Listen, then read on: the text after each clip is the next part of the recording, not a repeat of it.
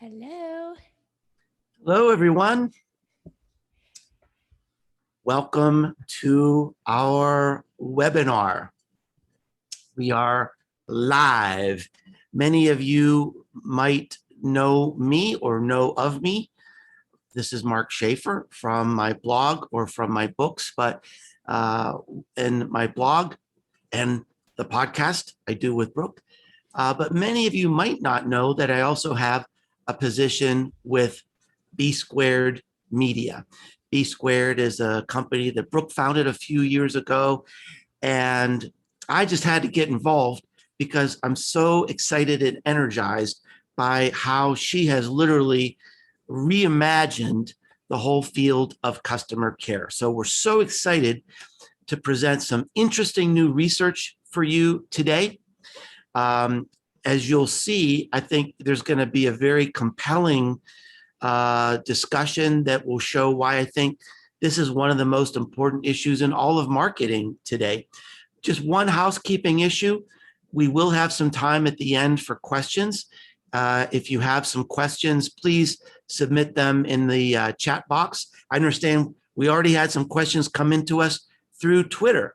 So with no further ado, I'll have Brooke kick it off. Hey everybody, it's Brooke Sellas, and I am the founder and CEO of B Squared Media. If we haven't had the pleasure of meeting, it's so nice to meet you. Thank you for coming, and I'm really excited to host this webinar with you and Mark today.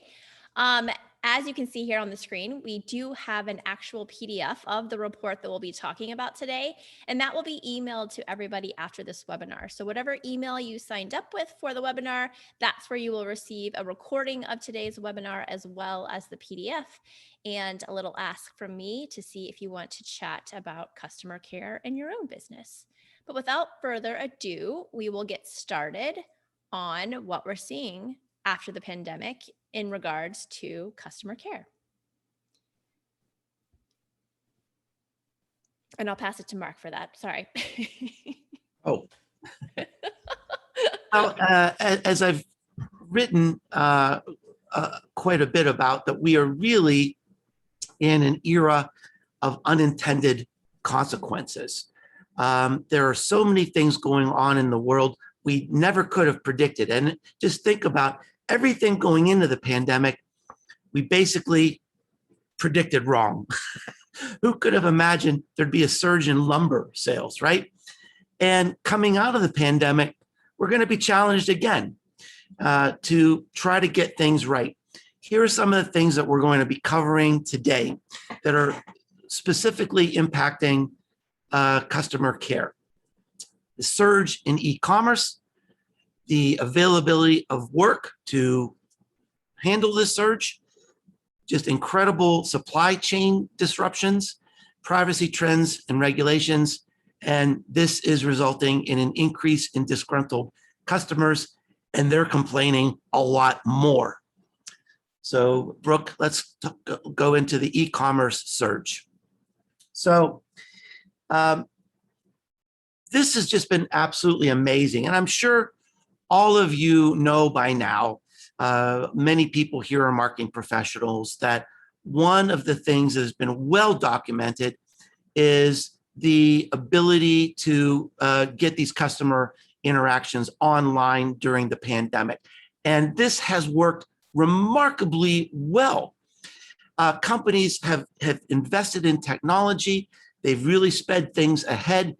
And most analysts say we are now 3 years ahead of where we thought we were going to be in terms of the number of transactions online.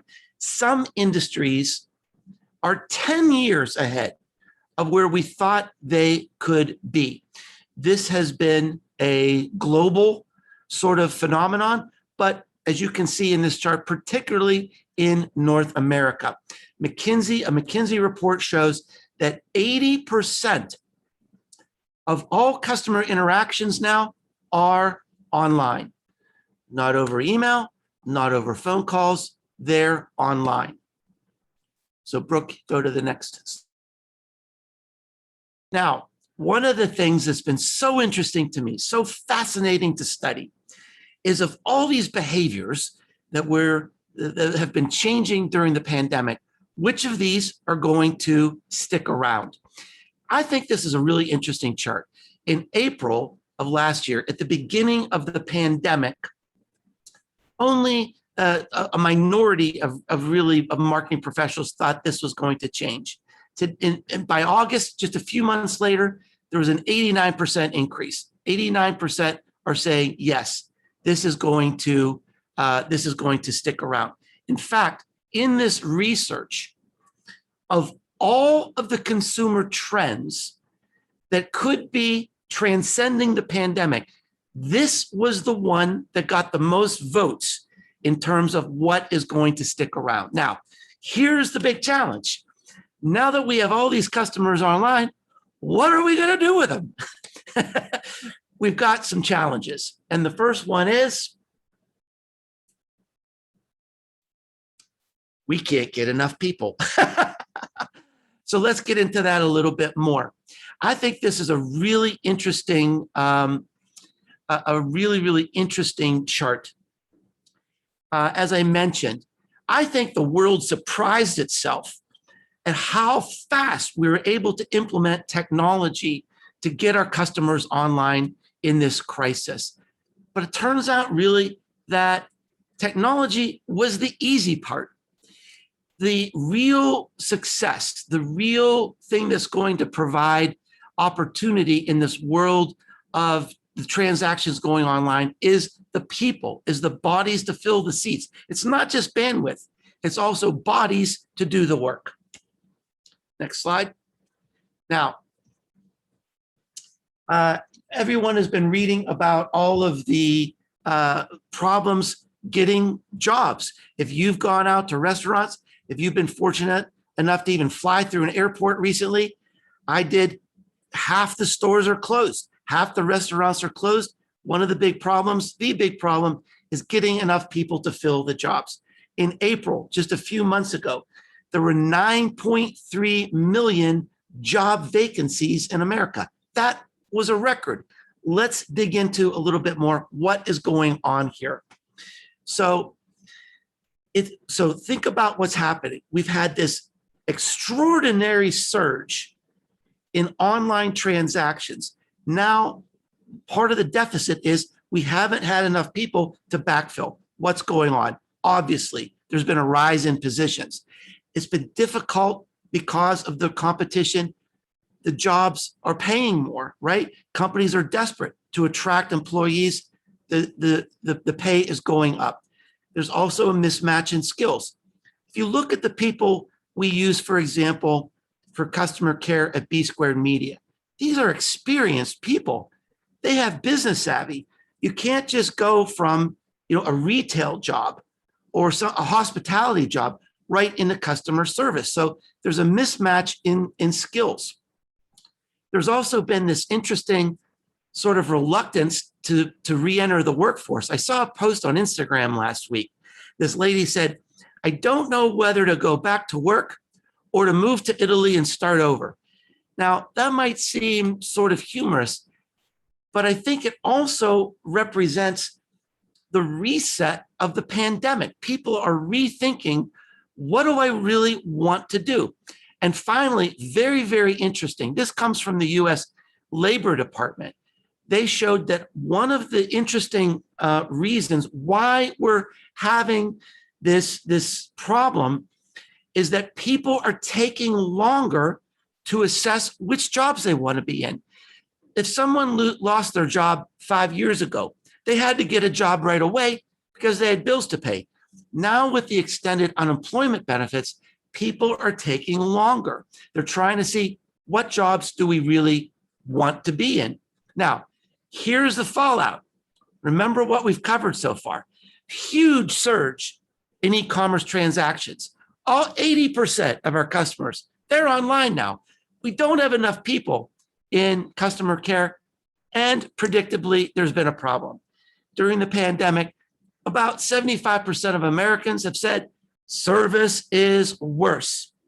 And as we're about to see a few slides from now, I think this is going to be an incredibly important overall marketing problem. Now, this deterioration in customer care is not universal. Some industries have done better than others. This is a study that showed some of the worst and some of the best. So, worst, utilities and travel. No surprise. We had millions and millions of dollars in canceled travel reservations. Some of the best, finance, banking, consumer goods. Now, here's something interesting. Some of the industries, some of the verticals show up on both lists. Some consumers think they did a bad job. Some think they did a good job.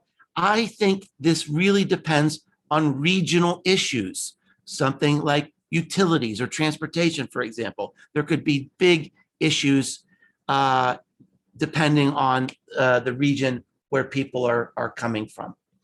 So here, why are people so angry? We're going to get into some of these anger levels in a minute, but why? What's going on here?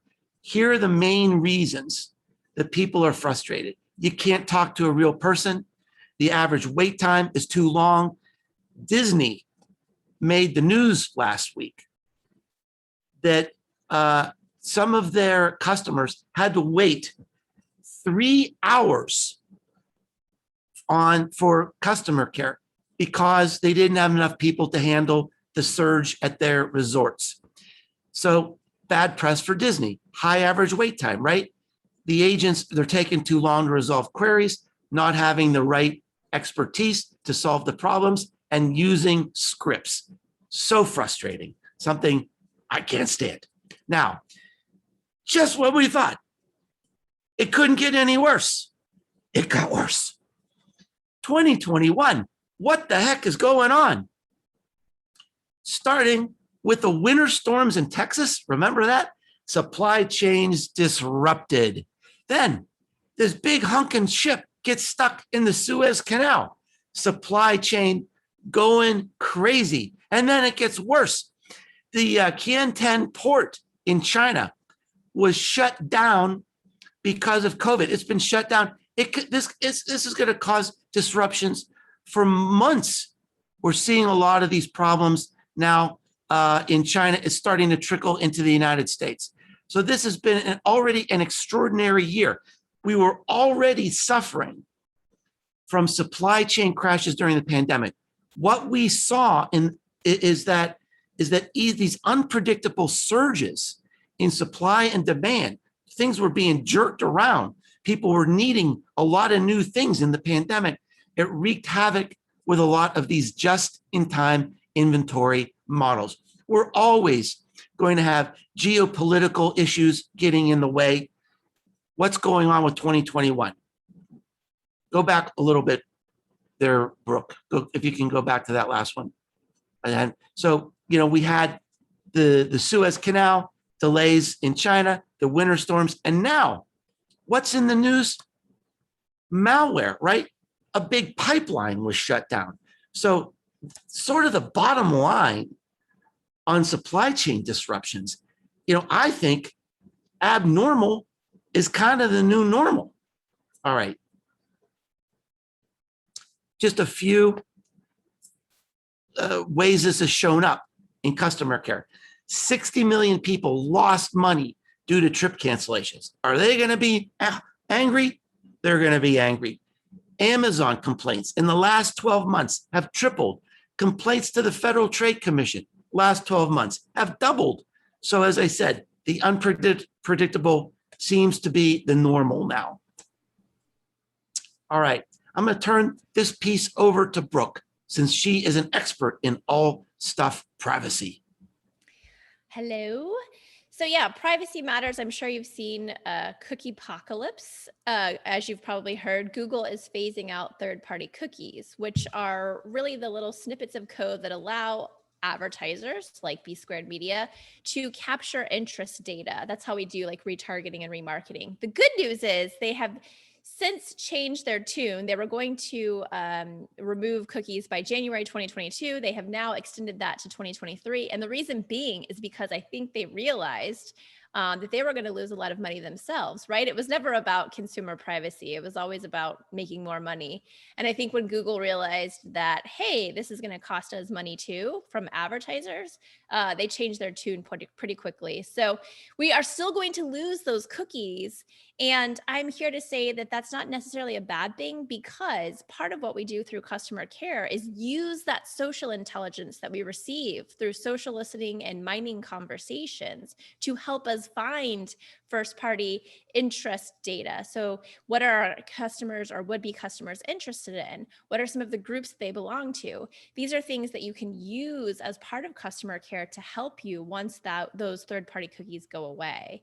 So I think the whole point with customer care is that normally it's overlooked as a strategic opportunity. And Mark came up with this amazing analogy, so I can't take credit, but essentially what Mark and I are saying now is that customer care today is like IT was back 15 years ago. If you recall, IT was just a box to be checked, and it wasn't viewed as a strategic asset. It was seen as a cost to be managed. How can we lower our IT cost? But the truth is, if you fast forward to today, everybody has an IT department. Everybody knows that that is really a foundation of most companies, and how important and integral IT is to the strategic growth of a company. And we are essentially viewing customer care the same way. The customer care should not be considered a cost center. It should be the center at everything that you do, because as we'll talk about a little bit more today, it actually doesn't just happen post-purchase. This happens through the entire customer journey as far as pre-purchase, so before somebody comes a customer. And we talk about social listening, but I think it's important to note as well that social listening can't entirely displace, current methods of intelligence gathering like third-party cookies, but it should emerge as one of the tools in your company's tool belt, as a strong substitute for, like, let's say when cookies go away. Social intelligence must become a critical asset for your marketing organization, because there's so much information there that you can gather. So let's talk about our clients. We're going to go into a few case studies here, talking about what we've been able to do for some of our clients at B Squared through customer care. Many of our clients have requested additional meetings because of our findings. And what I mean by that is with social listening, we're uncovering a lot of conversations that are happening with your would-be and community members for your company or your brand. And what we're finding is that the pandemic has also changed those conversations. So what used to be the norm for a client with customer conversations, and the themes of those conversations or the trends of those conversations, is looking very different right now. So what we're seeing is that our customers are actually having us have extra meetings with them to talk about some of those customer conversations that are happening, because the trends are completely different. And we think that that's one of the factors of the pandemic. But when we talk about social listening, there's a lot more that it could do than just listen into conversation, right? We get industry dynamics, meaning what are our competitors doing? What's happening in our industry? Obviously, the competitive landscape. A lot of our customers, which we'll talk about, use social listening as a competitive advantage. So we're looking at the sentiment of customer campaigns. We're seeing what's working well for them and what's not working well from them, and then using that messaging in our own messaging to kind of fill that need of maybe that pain point or that negative conversation. Obviously, emerging trends we just talked about. There's a ton of marketing opportunities that you can find through social listening and customer care. And then obviously the most important, but the most obvious one, would be customer insights, right? We can get all kinds of first party data from our customers just through social listening, which is a part of what we do through customer care. So our first case study is with a major running shoe brand. And essentially, they came to us really for campaign differentiation, meaning they wanted to understand why their campaigns were and weren't working compared to some of their competitors. So one of their top competitors has really the top share of voice online, and they want to compete with that competitor. They want to understand, how can we have more share of voice? So they really wanted to have us look at those competitors, understand the messaging, the sentiment around their messaging, and help us find that competitive difference. So with our social listening findings, we were able to actually find that an overwhelming amount of people were not talking about their paid campaigns. And as you know, when you put together a paid campaign, there's a lot of time and money that's invested in these type of campaigns. However, it wasn't being translated to that share of voice that they were looking for online. So what we did was executed a strategic social listening program to learn how their brand was being discussed online and collect data on each of their product lines, as well as look at their competitors and what they were promoting in their paid campaigns. And again, here's what you can see.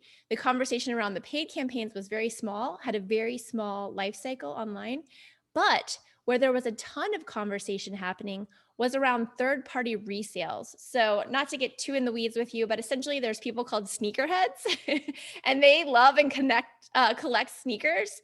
And online, they have like their own YouTube channels and TikToks and Instagrams, and they're doing all of these videos about sneakers and new releases, and they actually resell some of those sneakers. So we found that a huge part of their online conversation is around this community that they hadn't ever really thought about. So now we're working with them to try to create some campaigns that can include some of those influential sneakerheads to help boost that share of voice, which is their ultimate goal, to have more of the share of voice around sneakers in their competitor space. So moving on to why that mad face, mad face emoji is so expensive, right? What's the cost of disgruntled customers? So obviously in the work that we provide through customer care, we definitely noticed an uptick in customers who were angry during the pandemic. But if you consider that customer complaints impact your loyalty, right? Returning customers and customers' ability to stay with you, and they affect your word of mouth marketing, you could easily argue that customer care might be the highest marketing priority for 2021 and beyond. So I really think that, if you look at some of the studies, which we'll go over, people are more inclined to tell people about a bad experience than they are a good experience. And in Mark's book, Marketing Rebellion, and I'll turn it over to you, Mark, here, he talks about the fact that your customers are your marketers. So that word of mouth marketing from people who have a good experience with your brand is so important. I'm turning it over to you, Mark. Oh, okay. Yeah, you can hit the next slide, I think. Yeah, so as Brooke said, one of the things that I'm really passionate about is this idea that the customer is the marketer. So if you think about how all these trends come together, we have a lot of grumpy cats out there. We've had a surge in interactions. We don't have enough people to handle this thing. The stores are out of everything because it seems because of supply chain disruptions. We can't get enough cars. We can't get enough houses. We can't get enough of almost everything right now. And so it's sort of the perfect storm. And I think I have a pretty good track record seeing how trends come together and predicting what the implications could be. And I think this is one of the most profound trends in marketing for the next few years. And the reason is this.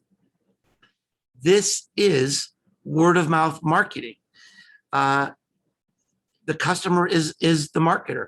I don't think I would have heard about this problem with Disney if people were happy. People were complaining, and all of a sudden, it's an issue that hurts the Disney brand. Think about that. It would have to be something pretty dramatic to hurt the Disney brand. And that's what happened with their issues around customer care. So this is one of the most important slides, I think, of the day. And this is really rather profound. What the Wall Street Journal found is that between 2017 and 2020, the number of customers complaining online doubled. All right. So people are complaining more. And what we see is that people are more likely to complain than if they're happy. If customers are happy, they're going to tell about 3.7 people. If people are unhappy, they're going to tell 7. So this is like the perfect storm for a brand if we don't pay attention. I mean, this is an issue we've got to address now. Americans are saying 95% of them, they're ready to switch brands if they receive bad customer service. I'll raise my hand on that. I switched brands this week because of bad customer service.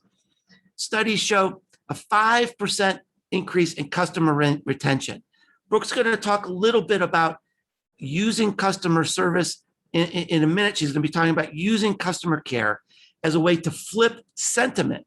This can have a profound impact on profits. It can boost profits 25% to 85%, depending on your industry. Word of mouth recommendations. I mean, we may not believe ads, but we believe each other. We believe our friends. We believe our families. We believe technical experts, entrepreneurs. When people are complaining, word of mouth recommendations can have 20 times the impact of what you're going to hear in an ad. And I'll have Brooke take us home here. Yeah. So a lot of people, when we have this conversation about customer care, are asking like, what influences poor customer service? And these are really the top complaints that we see with customer service. Obviously, number one being rudeness or apathy. And I think apathy can also include not responding at all, because unfortunately, even though we think we've moved beyond that and that social media has grown up a little bit, there's still a lot of brands who are simply not responding to customer complaints or questions online. So that's people's number one gripe. Number two is not being treated like a valued customer. And to dig into that a little bit, what does that mean? What we see is that if there's a repeat complaint, so if Mark comes back to have to complain a second time, if we don't remember Mark from the first time, he doesn't feel valued. He doesn't feel like he's being treated like someone who's valued. So basically what it's saying is no longer can we look at our customers as dollar signs. We need to know them, especially the ones who are loyal to our brand or who are having issues. We need to know them by name. We need to understand what products they use. All of that needs to be built out somewhere in a CRM that's accessible by our customer care team. And the third top reason, I won't go over all of these, is just lack of knowledge or expertise. If you reach out for a problem to be solved, it's quite obvious you're expecting that problem to get solved. And most of the time, we as consumers want to see that problem solved on the medium we reach out. So if we call, we expect to be, have it solved on the phone. If we email, we expect it to be solved over email. And unfortunately, if we reach out over social media, we expect it to be solved there as well. So just something to think about as you gather up your own customer care strategy. And when it comes to those complaints, there is a silver lining. Studies show that even when a complaint comes through, as long as it's handled to the customer's expectations, they actually become more loyal than before they had the problem. So I think one of the biggest takeaways from my point of view is that a negative complaint isn't necessarily a negative event. If you have the right customer care strategy in place, this actually becomes a bonding event and allows you to not only retain that customer, but make them loyal. And I think loyalty is such a scarce thing these days. It's so hard to retain loyal customers, and customer care is one of the easiest ways to get that accomplished. So let's look at another case study that we have. This one is with Brother International. You have probably heard of this brand. They have a wide variety of products, including sewing machines, printers, label makers. And believe it or not, we launched our customer care service with Brother in January of 2020. So at the time, we weren't really realizing what was coming, but boy, did it come fast. And we'll get into a little bit of that. But the pain points that they were having were that they had an internal customer service team. Obviously, this is a larger brand. So of course they had people in-house who were working on customer service. The problem that they were facing was that these people only worked Monday through Friday, which is typical of any employee. They only worked from 9 to 5. And because they also had to handle the phone complaints and the email complaints that they received, they were only able to handle the negative social media comments they were receiving, or the complaints that they were receiving, on one channel, which was Facebook, which is their most used channel. But out of all the channels they have a presence on, they were only looking at negative comments, and they were only able to view those comments on Facebook. The other side of that was because they only worked Monday through Friday, and many of the complaints, from 9 to 5, right? So office hours, and many of the complaints were coming in from consumers at night, when consumers aren't working themselves, or on the weekend. It was taking them all the way till Wednesday the following week to catch up with some of those complaints. So once they started working with B Squared, we were actually able to come in and expand their services. So we weren't here to replace the internal team. We were here to become an extension of those team members. And what we were able to do was work beyond Monday through Friday from 9 to 5. So we actually work from 9 to midnight. We cover those channels. We cover all of their channels that they're active on, not just Facebook. And we also work Saturdays and Sundays from 9 to midnight, as well as holidays. We were also able to look at all of the mentions they received, because here's the thing about loyalty: you want to reward the people who like you, right? You want to show them that you're listening and that you care. So we were able to start responding to the positive mentions that they received, and actually were able to work on other marketing campaigns and initiatives for them through some of the user generated content that we were able to see on those positive mentions, but also identifying advocates and influencers for the brand. So as a result, in 6 months, we were able to reduce the response time on social for all of their mentions by just over 3,000, or just under 4,000%, which was a huge win for them. Shown another way, you can see that the team at Brother was only able to handle about 56 complaints in a month's time. Now we're addressing over 1,000 mentions in a month's time. So that's about a 2,000% increase. And, it's just, I think, telling um, what we've seen and what we've been able to do with them, and how happy we've seen their customers come back. They notice the faster response time. They notice that we're listening. A lot of times, I think we think as big brands that customers are just mentioning us and they're moving on to the next thing. And I don't think that's necessarily always the case. I think when you, as a consumer, have a big brand give you a shout out or a high five or like something you did, especially a project like a sewing project for a Brother customer, it really makes a big difference for them. And this is just a quote that we got from Brother. And again, I won't read the whole thing to you, but essentially, none of us knew the pandemic were coming. And it just kind of, the stars aligned that we were able to connect with them over the pandemic. Obviously, they had an uptick in negative requests. We were able to handle those, but we were able to handle the positive requests. They had an influx of people asking for, what do you call them? Patterns for sewing masks. They wanted sewing equipment to be donated. So we came in at the right time to kind of help them get through their customer care strategy and really just expand on what existed. The next example I'll give you is a financial institution. We work with a credit union who recently had some pre-planned online banking downtime, right? We all probably belong to a bank of some kind, and we know when we get those little notices that there's going to be online banking downtime, we roll our eyes, but usually it's, at night. It doesn't really affect anything. So they had us put out their messaging for this event, and they made it very clear that they did not want to talk about this fact publicly, but they mentioned in our meetings that during this downtime, overdraft protection would not work. And we said, we really feel like you should probably be transparent. We feel like this might get people upset. We feel like your complaints will rise if this happens, but we lost that discussion, and the messaging ended up going out without notifying people that overdraft protection would not be available. So what we did through social listening for this client was set up tags, and tags are just like labels inside of conversations. So what we were able to see was that as any conversation that came in about the downtime, we were able to tag it with a label. And one of the labels that had the most use during this downtime was the complaint about the brand not using the transparency that they expected about the overdraft protection being down. So this seems small, but what we're able to do is quantify things. A lot of times as marketers, we're using our gut. We're saying, I think this is going to work, or I think this is going to be bad.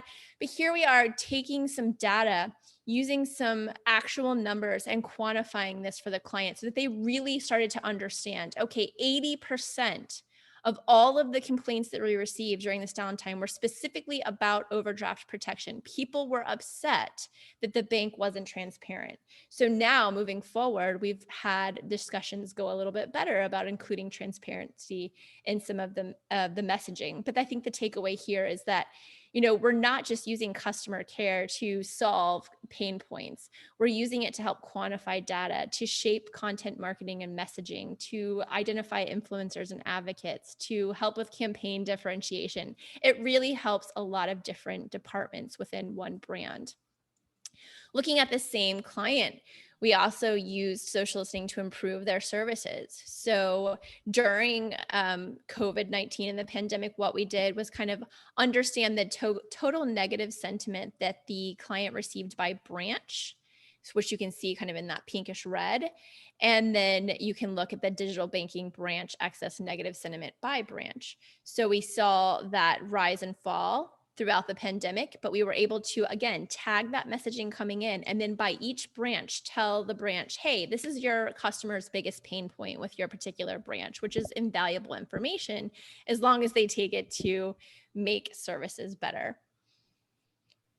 So that brings us to the end of our case studies and the end of our webinar. And I just want to leave you with a few thoughts, which is, I think, and obviously I'm a little bit biased, but I truly do think working with some of these customers, large and small, that customer care may be the greatest marketing opportunity in front of us right now.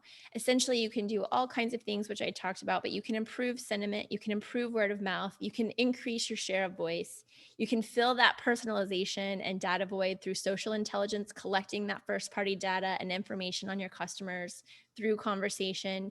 You can help with new product support as well as customer insights based on new product support. And it's just a true path to differentiation.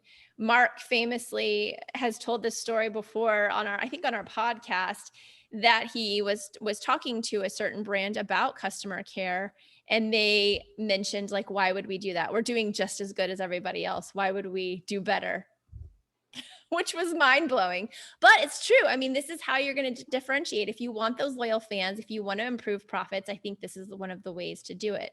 So with that, we will end the webinar and open it up for Q&A, because I know some of you had questions. So Carrie, if we can get you to come online. Yeah, it's Carrie Keenan, the Director of Customer Care and Disembodied Voice from Beyond, with your questions.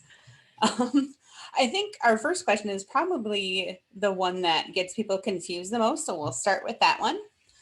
What is the difference between customer care and customer service? Oh, that's a great question. I'll take that one, Mark, if you're okay with that, and then you can add in. So customer service is typically reactive, right? When we think about customer service, it's usually post-purchase, right? They're already a customer, and it's reactive. So when someone goes to social media, since we're talking about social media, and mentions your brand and you respond, even though that's wonderful and that's exactly what you should be doing, that's very reactive. Customer care really embodies customer experience throughout the customer journey. So it could be pre-purchase all the way to post-purchase. It literally follows the consumer throughout the journey, and it's proactive. And the reason we say it's proactive is because part of what we do is use social listening to ensure that we're talking to people when they don't mention the brand. You'd be surprised how many people think they're mentioning the brand and spell it wrong or forget the @ tag. There's also people who mention products. So one of our clients is a big luxury appliance brand. They'll mention the specific product, but they won't mention or tag the brand, and they still think they're talking to the brand. So these are things that wouldn't show up in your inbox. You would have to be using a proactive tool like social listening to find that conversation and to help handle that conversation. So the biggest difference, just to repeat, is that customer service is reactive and customer care is proactive.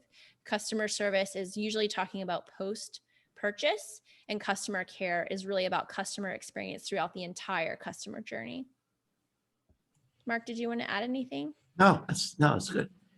Okay. But it also overlaps, of course. You handle the negative too. So yes. yeah. Yes. We're reactive and proactive. I mean, we're forced to be reactive, but right.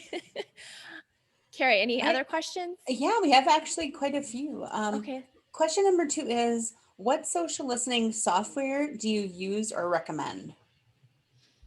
So we at B Squared use a lot of different tools. We're tool agnostic. Our tool that we have in place for customers who may not have social listening is Sprout Social, but we've used so many tools.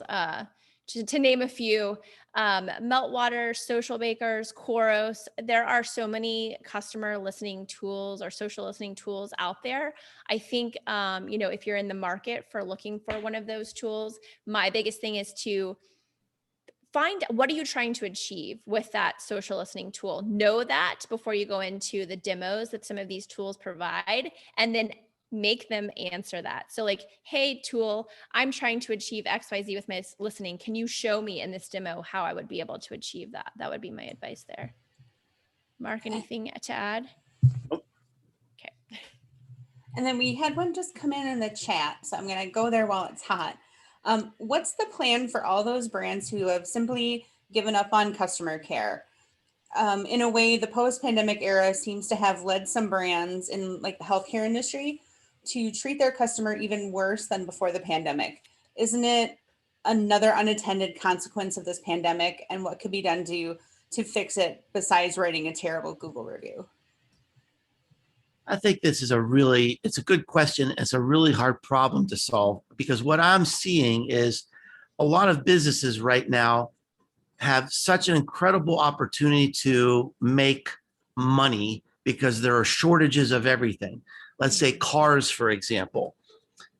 Here in Tennessee, where I live on the lake, we have shortages of people. We have shortages of boats, people to fix boats, people to fix lifts. And so what they're doing is they're spending all their time really making money instead of really caring for their customers. And what I'm seeing is that they're creating a lot of angry customers. So you've got to be able to do both. We can't lose sight, in good times or bad. We can't lose sight of the value of those customers. When I was in sales, I had a boss and he had one sign on his desk. He said, "A dissatisfied customer is a terrorist." Now, that seems a little extreme, but the point that he was making is even if you have one dissatisfied customer, they're going to try to hurt you. As Corrine says in her question, are they going to be, leaving bad reviews? Of course they are. And so that's why I know it's hard right now with shortages, shortages with people, to pay attention to everything going on right now, but we have to, or you're going to lose your brand. That's why I wrote in a recent blog post that this is the biggest problem facing marketing right now. And we have got to address this right now. We cannot let customer care suffer. When we have 75% of our customers, the data that we showed say customer care is terrible during the pandemic, 75% said it got worse. That's untenable. We've got to address this right now. And it's hard because there's a lot going on, but we really don't have a choice.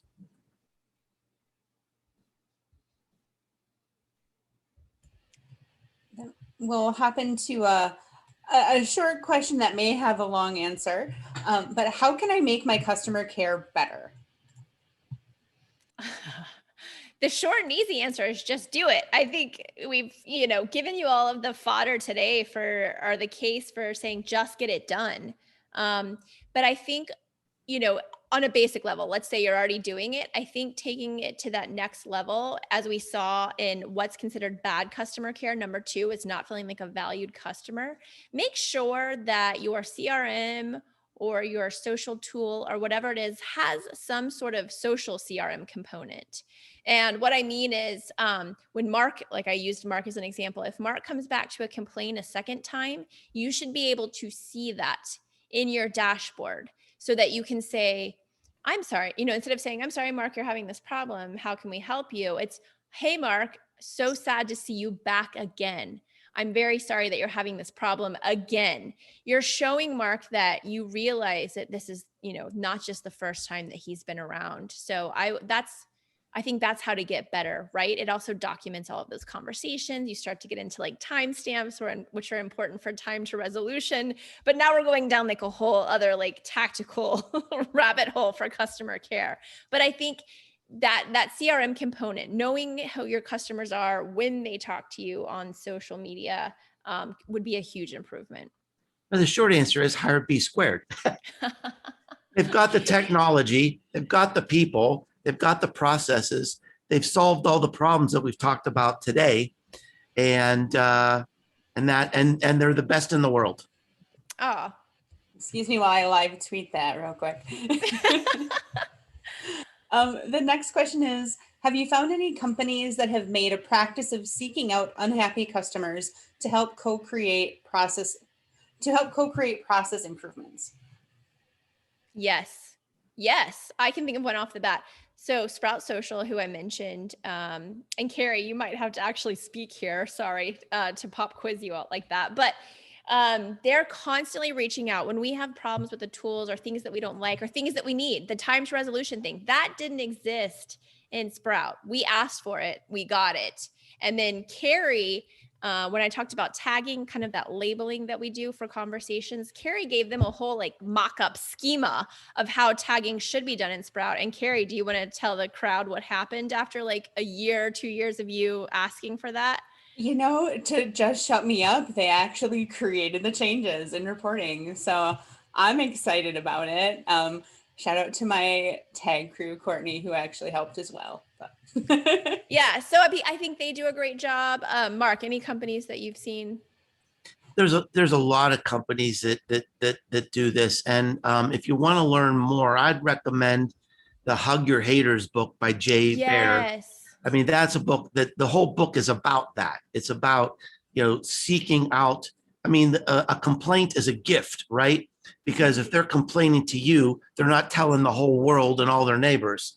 So it's about embracing that feedback and 90. I actually did research on this one time in another job, in another career, but it's something like 98% of people, they just want to be acknowledged. 2% of the people are just mean, right? And they get some psychological benefit from being mean. But 98%, they just want to be acknowledged. They just want to be heard. They want to know that, they care about what you're doing and they've had a problem. And so just acknowledging people takes care of almost, all of the issues. Yeah, I couldn't agree with that more. We see that time and time again. People who complain are placated almost immediately when there's open and early communication. So over communication, I would even say, is good in a customer care situation. And then we have one more about listening again is, what would your number one recommended goal be for social listening? That's a hard one because there's like 8 different things we do on a regular basis with social listening. Oh man. If I had to pick one, I guess I would pick sentiment, only because I would too. that gives you such a great insight into how your customers feel, right? Which is so important. As marketers, we often live in cliches and opinions. We don't live enough in feelings. So sentiment actually scores the conversation that's coming in around your keywords. So your keyword may be like your brand or some of the products under your brand. The sentiment would tell you if the conversation around your brand and those products was positive, neutral, or negative. And then you can slice and dice all of that information in each one of those categories to understand what people are saying negative things about. So again, like Mark said, this is a gift. It's a chance for you to take that information and fix something with a product or a service. On the positive side, again, if you keep seeing Mark show up on the positive side, maybe Mark is a brand advocate. Maybe he's someone who could help you spread messages, because we know that customers are now your marketers, right? That word of mouth piece is so important. So I guess I would go with sentiment. Well, thanks everyone for your time today, for your positive sentiment during this conversation. It's been so much fun pulling this together, and I learned a lot just doing the research, pulling the report together. So on behalf of me, goodbye, Brooke. Goodbye as well. Thanks everyone. Thanks for joining us. Thank you so much.